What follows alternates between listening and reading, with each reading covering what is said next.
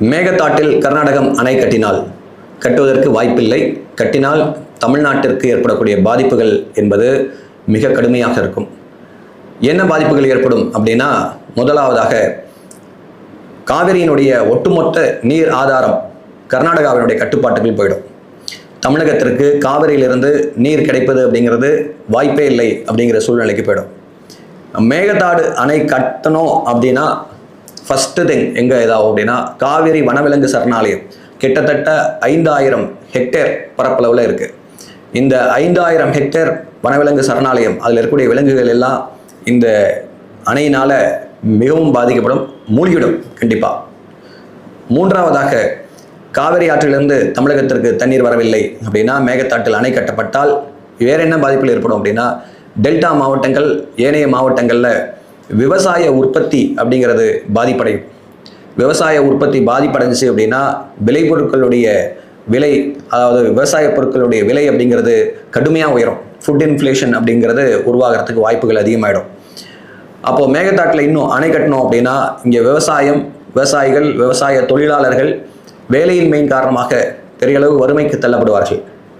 அடுத்தபடியாக மேகதாட்டில் அணை கட்டணும் அப்படின்னா, இங்கே இருக்கக்கூடிய கால்நடை வளர்ப்பு அப்படிங்கிறது பெரிய அளவில் பாதிப்படையும்.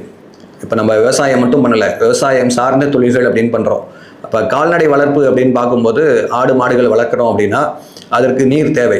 அதுக்கு அடுத்தபடியாக அதுக்கு தேவையான தீவனங்கள் அப்படிங்கிறது தேவை. அந்த தீவனங்களும் நம்ம விவசாயம் சார்ந்த பொருட்கள் மூலமாக தான் உற்பத்தி பண்ணுறோம்.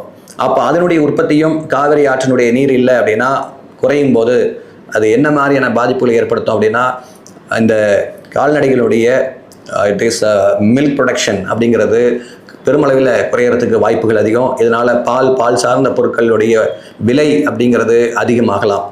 அதுக்கு அடுத்தபடியாக முக்கியமாக காவிரி ஆற்றில் கர்நாடகம் மேகதாட்டில் அணை கட்டினா இங்கே இருக்கக்கூடிய நீர்மட்டம், அதாவது கிரவுண்ட் வாட்டர் லெவல் அப்படிங்கிறது குறைந்து நாம் நிறைய ஆழ்துளை கிணறுகள் அப்படிங்கிறது போட்டு, போர்வெல்ஸ் அப்படிங்கிறது போட்டு நீரை உறிஞ்சுவதற்கு மிகப்பெரிய சவாலாக அமையும். அப்போது இதற்கு பல லட்சங்கள் நம்ம செலவு செய்யக்கூடிய சூழ்நிலை அப்படிங்கிறது உருவாகலாம்.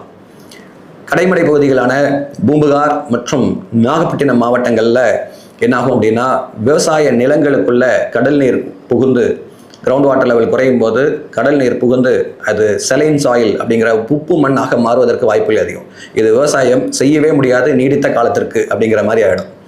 அதுக்கு அடுத்தபடியாக நம்மளுடைய மேகதாட்டில் காவிரி ஆற்றின் குறுக்கே மேகதாட்டில் அணை கட்டிட்டாங்க அப்படின்னா, இந்த தமிழ்நாட்டில் ஒரு 20 மாவட்டங்கள் கூட்டு குடிநீர் திட்டம்